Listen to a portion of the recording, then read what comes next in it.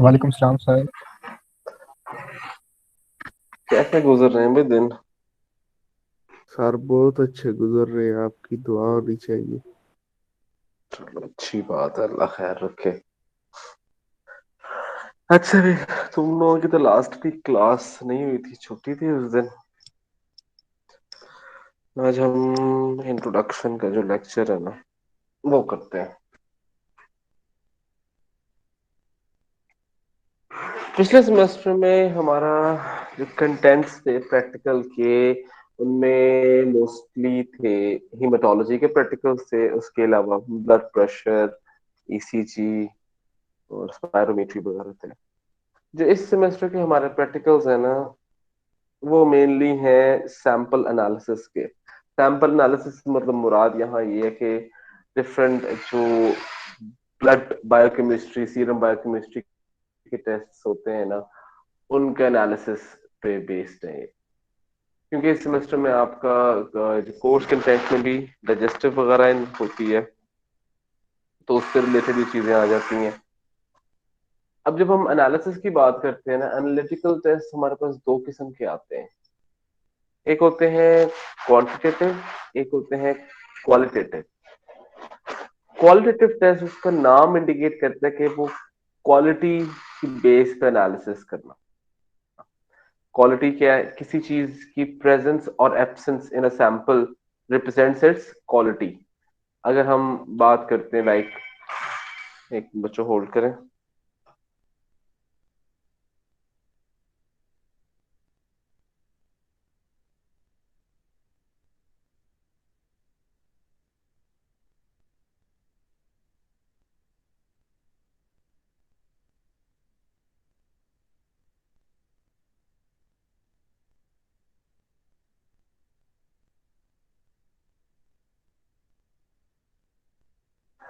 हाँ जी। तो जिस तरह एग्जांपल के तौर पे हम यूरिन अगर लेते हैं और यूरिन में हम टेस्ट करते हैं जी presence and absence, presence of proteins, presence of glucose, absence of glucose, ये चीजें क्वालिटेटिव में इनके एक चीज उसमें प्रेजेंट है या नहीं है, उसकी बेस पे उसकी रिपोर्ट बनाना और उसको आगे फर्दर रिपोर्ट करना, ये आ जाती हैं चीजें क्वालिटेटिव में। कुछ हमारे पास टेस्ट फिर सेमी क्वांटिटेटिव टाइप होते हैं, जिसमें वो होते क्वालिटेटिव ही हैं, लेकिन हमें उन्हीं टेस्ट से कुछ हद तक अंदाजा होता है उसकी अमाउंट का। जब हम प्योरली आते हैं क्वांटिटेटिव टेस्ट की तरफ आते हैं, तो वहां उसका नाम इंडिकेट कर रहा है कि हमने क्वांटिफाई करनी है वो चीज।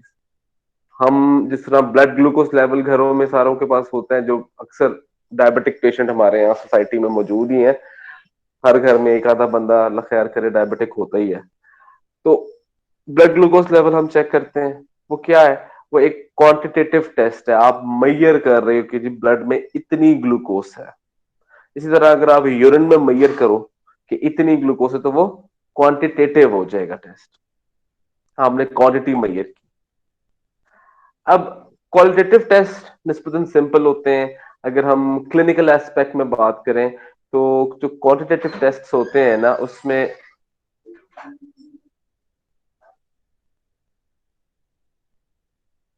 उसके अंदर जिस तरह हमारे पास यूरिन के डिपस्टिक टेस्ट आते हैं, यूरिन के टेस्ट करने हो, जिस तरह हमारे पास पीएच पेपर की स्ट्रिप होती है ना, हम डिप करते हैं, उसके बाद उसको चार्ट से कंपेयर कर लेते हैं कि कितनी पीएच है, वो कलर चेंज जो है वो हमें इंडिकेट कर देता है।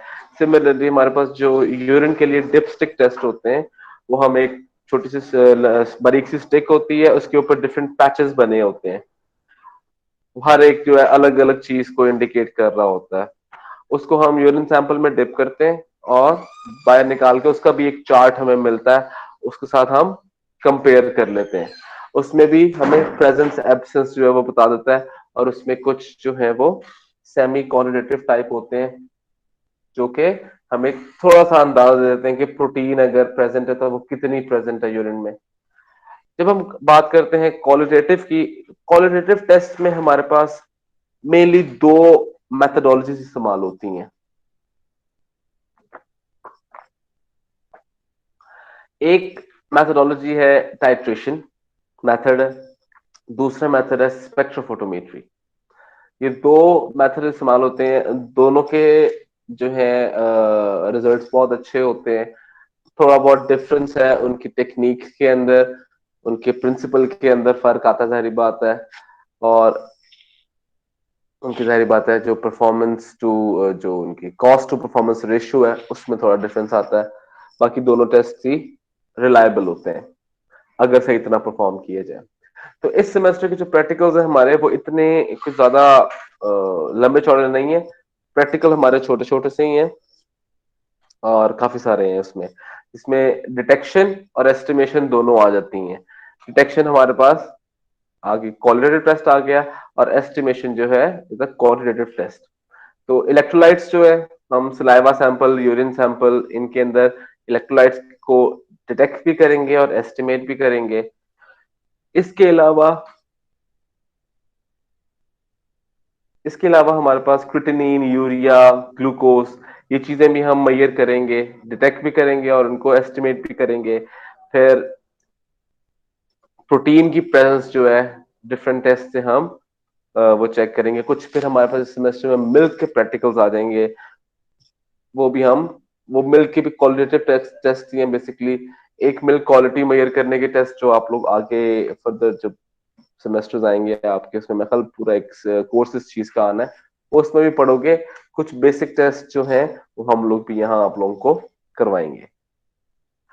अब थोड़ी सी डिस्कशन हमने करनी है टाइट्रेशन के ऊपर, क्योंकि प्रैक्टिकल्स का इतना मतलब नहीं, प्रैक्टिकल मेनली ये करने वाले ज्यादा है, इसमें थेरेटिकली इतना लंबा नहीं है। दो चीजें इस्तेमाल हो रही हैं, टाइट्रेशन एंड स्पेक्ट्रोफोटोमेट्री। ये दोनों चीजें आपको आनी चाहिए, बाकी टेस्ट आप सारे परफॉर्म कर सकते हैं। जो डिटेक्शन के टेस्ट होते हैं हमारे पास क्वालिटेटिव, वो बहुत इजी हैं। वो मतलब सिंपल, आपने सैंपल थोड़ा सा लिया, उसमें एक केमिकल के एक दो ड्रॉप्स डाले, जो आपके पास रिजल्ट आता है उस बेस पे आप उसको एब्सेंस एंड प्रेजेंस की दे देते हो। जो क्वांटिटेटिव है उसमें दो टेक्निक्स है, उसमें हम टाइट्रेशन को थोड़ा करते हैं डिस्कस। टाइट्रेशन ऑल दो आप लोग पहले पढ़ के भी आए हुए हो, करके पता नहीं आए हो कि नहीं आए कॉलेज लेवल पे। टाइट्रेशन वही सिमिलर है, फर्क आता है थोड़ा बहुत, उसकी टाइप्स में फर्क आता है। बेसिक प्रिंसिपल टाइट्रेशन का ऑफ कोर्स वही रहना है। टाइट्रेशन में हम करते ही हैं कि हम दो केमिकल्स को रिएक्ट होने देते हैं कंप्लीटली, और उस रिएक्शन की बेस पे हम जो अननोन कंसंट्रेशन होती है कंपाउंड की, उसको मालूम कर लेते हैं।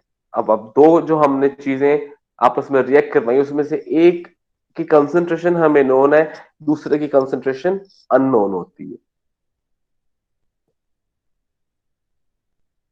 तो जो अननोन कंसंट्रेशन का सब्सटेंस है, आपको जरूरत यह कि आपने उसकी कंसंट्रेशन को मालूम करना है। तो हम रिएक्ट करवाकर और वॉल्यूम कंज्यूम लेकर फॉर्मूला में पुट करते हैं और हमारे पास रिजल्ट आ जाता है। टाइट्रेशन के प्रोसेस में हम, ये आप लोगों को पता ही है कि हम ब्यूरेट इस्तेमाल करते हैं, साथ कॉनिकल फ्लास्क, ये एक स्टैंडर्ड उसके इक्विपमेंट्स है। ब्यूरेट में हम मोर ऑफनली लेते हैं स्टैंडर्ड को। स्टैंडर्ड से मुराद जो आपके पास नॉन कंसंट्रेशन का सॉल्यूशन होता है। जो आपके पास सैंपल होता है वो हम कॉनिकल फ्लास्क में लेते हैं। कॉनिकल फ्लास्क में हम उसका नॉन वॉल्यूम लेते हैं। आपके पास कंसंट्रेशन अननोन होगी सैंपल की, लेकिन वॉल्यूम आप उसका मेजर करके एग्जैक्ट ले सकते हैं।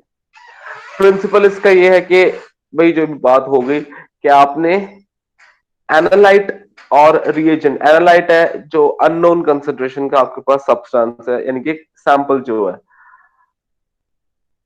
उसको, और रिएजेंट को आपने कंप्लीटली रिएक्ट होने देना है, केमिकल रिएक्ट करवाना है उनको, और उसके रिएक्शन के उसमें रिजल्ट में हमारे पास एक प्रोडक्ट बनती है। प्रोडक्ट बेसिकली हमारा, ये समझ लो कि एंड पॉइंट पे प्रोडक्ट बनती है, जो हमें इंडिकेट करती है कि कंप्लीटली रिएक्ट हो चुका है, और वहां तक आपकी टाइट्रेशन खत्म हो जाती है। टाइट्रेशन के अंदर हमारे पास कुछ टर्मिनोलॉजीज इस्तेमाल होती हैं, बेसिक टर्मिनोलॉजीज जो है, जैसे कि एनालाइट है। एनालाइट का मतलब है कि वो सॉल्यूशन जिसके अंदर कंसंट्रेशन अननोन हो। अब इस कंसंट्रेशन अननोन होने से मुराद ये कि हम सैंपल लेते हैं, और सैंपल में हमें कैल्शियम मालूम करना है। तो कैल्शियम अननोन सब्सटेंस है हमारे पास वहां पे, और उसके लिए हम टाइट्रेशन कर रहे हैं। एक मिनट बच्चों,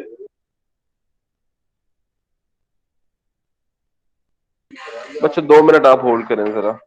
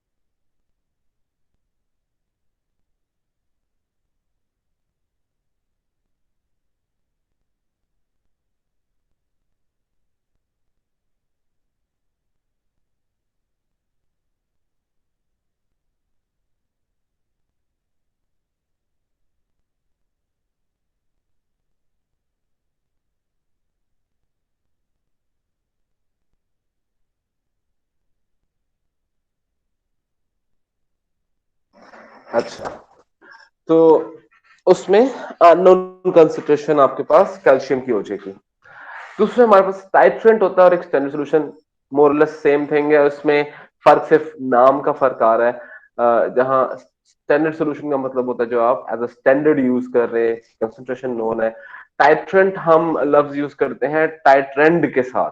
टाइट्रेंट होता है जिसको आप टाइट्रेट कर रहे हो अगेंस्ट टाइट्रेंड। टाइट्रेंड आपके पास अननोन कंसंट्रेशन का सॉल्यूशन होता है, और टाइट्रेंट जो है वो नॉन कंसंट्रेशन का। तो सेम चीज ही है स्टैंडर्ड और टाइट्रेंट। दो मेन चीजें इसमें ये है, and point and indicator. And point उस रिएक्शन का जो प्रिंसिपल में हम बात कर रहे हैं कि हमने रिएक्ट करवाना है, और वो रिएक्शन जहां कंप्लीट होना है वो है एंड पॉइंट। और उस एंड पॉइंट को इंडिकेट करवाने के लिए, ऑब्जर्व करने के लिए हम इंडिकेटर का इस्तेमाल करवाते हैं। क्योंकि हमें नहीं पता चलेगा अगर कुछ चेंज, कलर चेंज नहीं आती, जब तक कोई हमें नजर विजुअली नजर आएगी चेंज, तो हम कह सकते हैं कि वो एंड पॉइंट है। जब विजुअली हमें नजर नहीं आएगी तो हम एंड पॉइंट से आगे पे निकल जाते हैं। टाइट्रेशन में ये कुछ यही कुछ टेक्निकल चीजें हैं कि आपका एंड पॉइंट ठीक आया हो। बाकी टाइट्रेशन सिंपल है बहुत। ये कुछ टेक्निकल चीजें कि आपका एंड पॉइंट अच्छा आया हो तो आपका रिजल्ट बहुत अच्छा आता है। इंडिकेटर हमारे पास ऐसे केमिकल होते हैं जो कि कंप्लीट रिएक्शन होने पर कलर जो है वो अपीयर करवाते हैं। मोस्ट कॉमनली यूज जो इंडिकेटर्स हैं वो मिथाइल ऑरेंज है, फिनोफ्थलीन है। आपने इन दो के नाम लाजमी सुने होंगे। क्रिसॉल रेड वगैरह, थाइमोल ब्लू, ये भी यूज होते हैं। हम लोग नाइट्रोप्रोसाइड भी यूज करते हैं कुछ टाइट्रेशंस के अंदर। अब मिथाइल ऑरेंज और फिनोफ्थलीन जो है ये दोनों पीएच के साथ चलते हैं। पीएच के चेंज होने की वजह से इनका कलर जो है वो चेंज होता है। फिनोफ्थलीन अगर आपने देखा हो, फिनोफ्थलीन का जो कलर होता है ना वो, सॉरी, फिनोफ्थलीन का सोल्यूशन जो होता है वो कलरलेस होता है। कोई कलर नहीं होता उसका, ट्रांसपेरेंट। लेकिन जैसे ही अगर कोई आप उसको रिएक्ट करवाते हो या उसको पीएच चेंज करवाते हो, वो रेडिश टिंच देता है। लाइट पिंक या रेडिश आ जाता है, रेडिश भी ज्यादा होता है, पिंकिश वो टिंच देता है। इस तरह ही मिथाइल ऑरेंज का भी, मिथाइल ऑरेंज का कलर ऑरेंजिश होता है। जब उसको चेंज होगा पीएच तो वो आ जाएगा ब्राउनिश शेड में। तो इंडिकेटर का काम इतना है कि उसने उस रिएक्शन को डिस्टर्ब भी नहीं करना, लेकिन उसने जो कंप्लीशन होगी, जब कंप्लीटली चेंज होगा, रिएक्शन कंप्लीट होगा, तो उसको इंडिकेट भी करवाना है।